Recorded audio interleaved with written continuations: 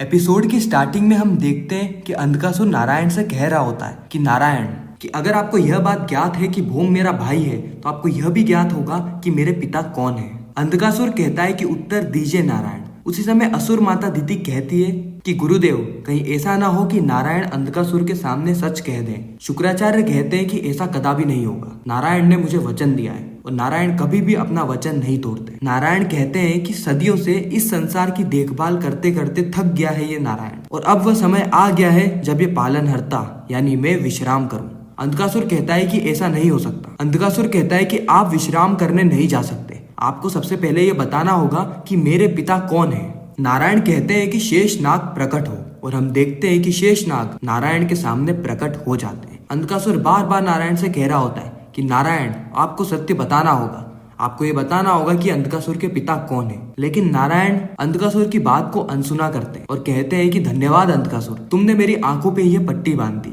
जिसके चलते इतने वर्षों के बाद मुझे विश्राम करने का अवसर मिला है। साथ ही नारायण महादेव से कहते हैं कि महादेव, अब आप संसार संभालिए और मैं जाता हूँ विश्राम करने। अब हम देखते हैं कि नारायण विश्राम करने चले जाते हैं। उसी समय नारद जी अंधकासुर के सामने प्रकट होते हैं और अंधकासुर को कहते हैं कि अंधकासुर, मेरे आराध्य विश्राम करने जा रहे हैं, चीख चीख के उनका विश्राम भंग मत करना। एक मार्ग तो तुम्हारे लिए हमेशा के लिए बंद हो गया, लेकिन दूसरा मार्ग अभी भी शेष है।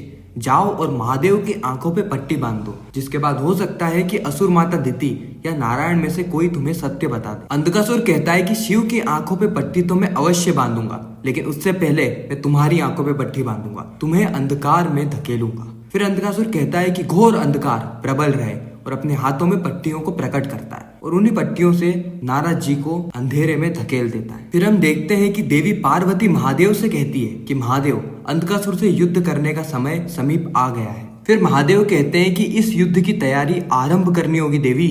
नारायण तो ये पूरा ही बोझ मेरे सर पे रख के विश्राम करने चले गए हैं। इस ओर हम देखते हैं कि अंधकासुर भूम को पुकारते हुए भूम के पास आ जाता है। भूम यह देख के अचंभित रहता है कि अंधकासुर उसके पास क्यों आया है। भूम अंधकासुर से कहता है कि अंधकासुर, तुम कहीं भूल तो नहीं गए कि तुम मेरी आंखों में पट्टी नहीं बांध सकते। अंधकासुर कहता है कि मुझे ज्ञात है, मैं यहाँ पर आया हूँ झूठ का पर्दा उठाने, लेकिन अभी जो मैं तुम्हें जो चीजें बताने वाला हूँ वो तुम्हें कदापि ज्ञात नहीं है। फिर अंधकासुर कहता है कि भूम, तुम्हें तुम्हारे पिता का परिचय नहीं पता और मुझे भी मेरे पिता का परिचय नहीं पता, क्योंकि हम दोनों के ही पिता एक हैं, हम दोनों आपस में भाई हैं। भूमि देवी कहती है कि ऐसा नहीं हो सकता। अंधकासुर कहता है कि मुझे भी पहले ऐसा ही लगा था, लेकिन नारायण ने महादेव की सौगंध खाते हुए कहा है कि भूम और मैं भाई हैं। फिर अंधकासुर भूम से कहता है कि भूम, तुम में और मुझ में समान शक्तियां हैं, अगर हम दोनों एक हो जाएं तो हम इस पूरे ही ब्रह्मांड पे राज करेंगे, हम उस शिव और शक्ति से भी ज्यादा शक्तिशाली हो जाएंगे। तो बोलो भूम, क्या तुम मिलाओगे मेरे साथ हाथ और करना चाहोगे इस पूरे ही ब्रह्मांड पे राज?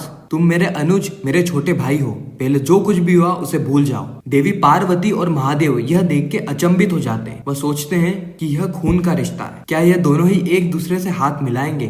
फिर हम देखते हैं कि भूम जाता है और अंधकासुर से हाथ मिला लेता है। यह देख के महादेव और देवी पार्वती दोनों को ही बहुत बुरा लगता है, लेकिन उसी वक्त हम देखते हैं कि भूम अपने उसी हाथ से अंधकासुर को धक्का भी देता है और कहता है कि अंधकार और प्रकाश कभी भी साथ नहीं हो सकते, तुम अंधकार का प्रतीक हो और मैं प्रकाश का, इसीलिए अगली बार मेरे सामने कदापि मत आना। अंधकासुर कहता है कि अगली बार हमारी मुलाकात जब भी होगी वह शत्रु बन के होगी अनुज। तो इसी के साथ यह एपिसोड यहीं पर ही खत्म हो जाता है। आपको यह रिकैप कैसा लगा कमेंट सेक्शन में जरूर बताना। अगर वीडियो अच्छी लगी हो तो वीडियो को लाइक करके, चैनल को सब्सक्राइब करके ज्यादा से ज्यादा लोगों को ये वीडियो शेयर करना, ताकि हमारी फिर से मुलाकात हो।